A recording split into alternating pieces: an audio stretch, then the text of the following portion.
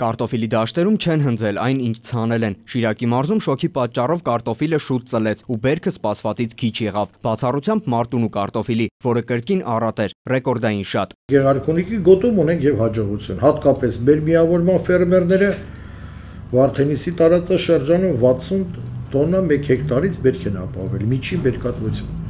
Դա ռեկորդային բերք է նույնիսկ Եվրոպայի համար։ Այգիներում ծառերի ճյուղերը ծանրացել էին հատկապես դեղցի ու ծիրանի բերքից։ Ագրարագյուղացիական միավորումը ուսումնասիրել է մոտ 200 գյուղերի տնտեսություններ եւ եզրակացրել բերքը միջին առատության էր։ Կարևոր են համարում, որ անակնկալներն էին քիչ, կանխատեսումները հիմնականում իրականացան։ Սիբիրյան խոցի համաճարակի դեմ գյուղացու հետ ճար փնտրեցին ու կարողացան դեմն առնել։ Լոլիկի, սմբուկի ու պղպեղի ցեցի դեմ 45 գյուղերում աշխատանքները շարունակվում են։ Արտադրությունը բաց երկնքի տակ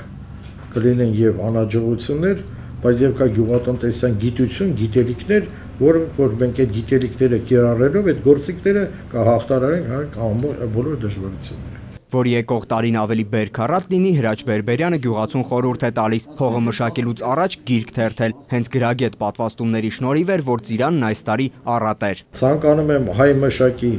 գարիք նոր տարին շնորհավորել, Սուրբ Ծնունդը, ցանկանալ բերքի տարի, բարիքի տարի, որ հայ գյուղացու ուրեմն մառանները բերքից